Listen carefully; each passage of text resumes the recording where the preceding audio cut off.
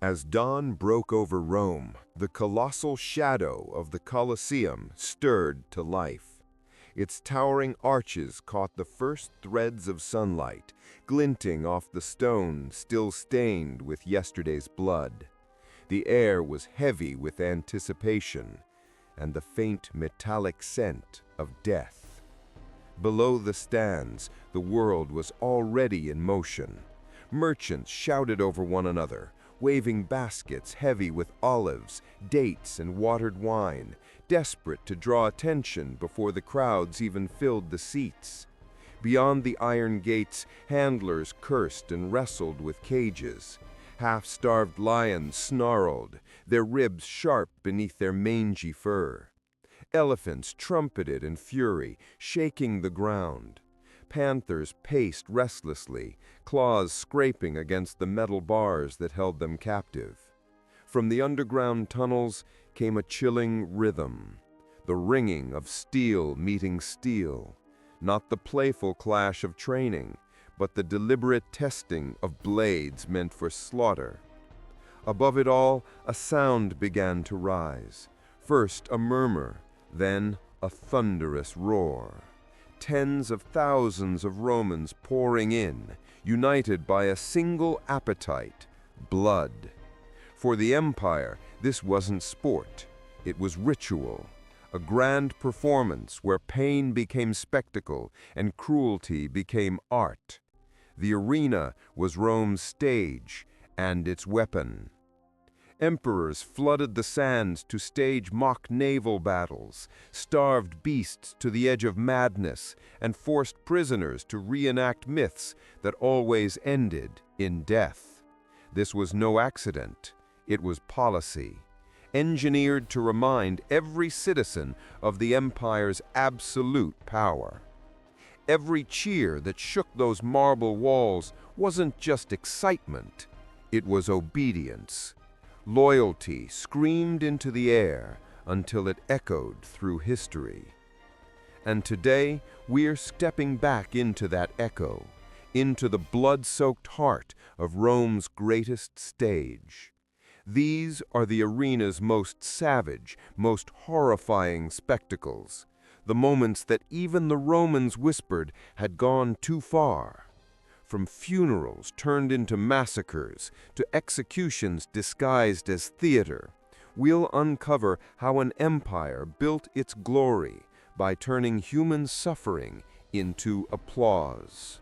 So take your seat. The gates are opening. The crowd is waiting. Because the first gladiatorial battle in Rome didn't begin with trumpets or emperors.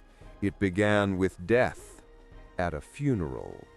The origins of Rome's blood sports began not in temples or festivals, but in a cattle market in 264 BC.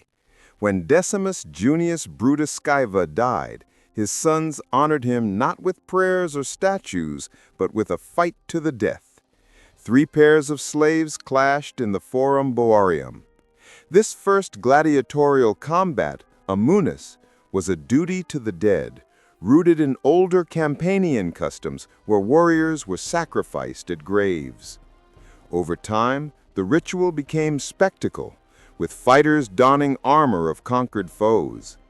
Death became propaganda, and the games expanded into permanent amphitheaters where the state, not families, commanded loyalty. Rome's cruelty extended to beasts. Lions, leopards, crocodiles, even giraffes were dragged from distant lands into the sand, not as marvels, but as prey in the empire's venationes. Emperors like Commodus turned these hunts into personal theater, slaughtering chained, starving animals to guarantee applause. Gladiators, prisoners, and even women faced engineered battles, rigged weapons, and propaganda plays, while crucifixions, burning human torches, and myth reenactments turned execution into theater. The Colosseum wasn't just a stage for blood, it was a tool of control, teaching obedience through cruelty. Seneca warned it hardened men's souls, but the crowd demanded spectacle. In Rome, survival, loyalty, and entertainment were inseparable from death itself. Rome's imagination didn't stop at sand and swords. Sometimes emperors demanded oceans inside the city.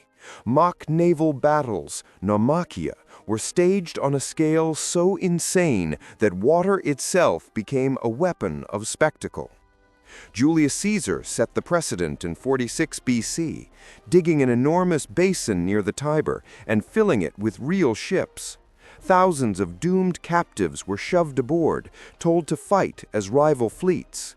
These men were not actors. They were condemned to die for applause. Arrows rained from above, catapults hurled death, and steel cut through water and flesh alike, turning the basin into a floating slaughterhouse. Augustus expanded the madness. In 2 BC, he built a basin nearly 2,000 by 1,200 Roman feet, fed by a dedicated aqueduct, the Aqua Alsiatina, just to keep it full. 30 warships clashed there, each packed with prisoners who would never leave alive. The message was unmistakable. Rome could command even seas where none existed. Nature itself bent to imperial will. By 52 AD, Claudius drained Lake Fucine to stage another naumachia. When captives greeted him with the haunting salute, "Moritori te salutant," those who are about to die salute you, history recorded one of its most chilling lines. Whether rehearsed or desperate, the words captured the hopelessness of men turned into props in the empire's grand theater of death. Fire, too, became a tool of cruelty. Victims clad in pitch-soaked tunics were cast as heroes meeting fiery fates. Hercules poisoned, Mucius Scaevola testing loyalty by holding his hand to flames. The crowd laughed as these legendary figures screamed, their bravery reduced to ash, their stories mocked in the sand. Even the Colosseum's architecture served the empire's appetite for domination. Under Titus and later Domitian, engineers built channels beneath the arena that could flood the sand for naval spectacles and drain it for gladiatorial combat the next day. Cruelty had become an engineering feat.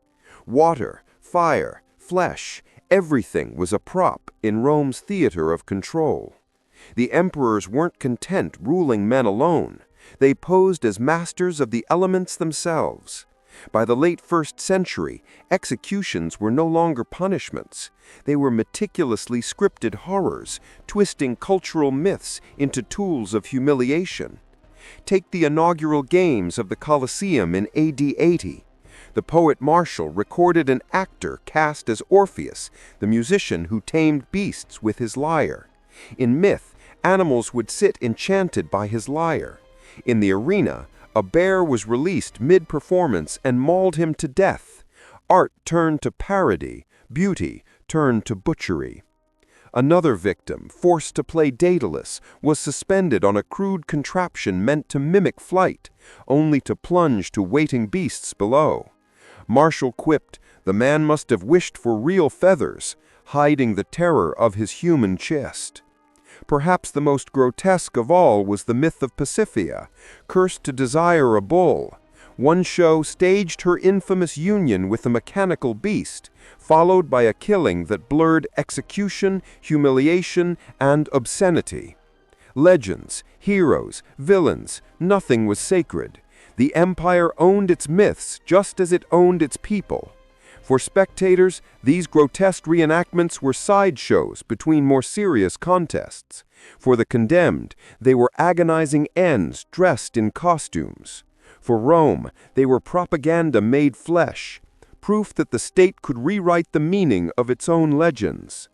In the Colosseum, stories weren't told with ink or marble. They were branded into skin, burned into bone, and applauded until silence swallowed the sand. The line between rule and obsession blurred. An emperor's whim could decide who lived, who died, and how. Caligula, infamous for his savage moods, once ran out of animals mid-show and casually ordered spectators dragged from the stands to fill the gap. They came to watch bloodshed, only to become part of it. Nero, addicted to his own image, treated the arena as a personal stage. Prisoners were dressed as tragic heroes from plays, then executed in ways that mirrored their scripted fates. Nero called it art. Rome whispered madness. Then came Commodus, the ultimate showman emperor. Cloaked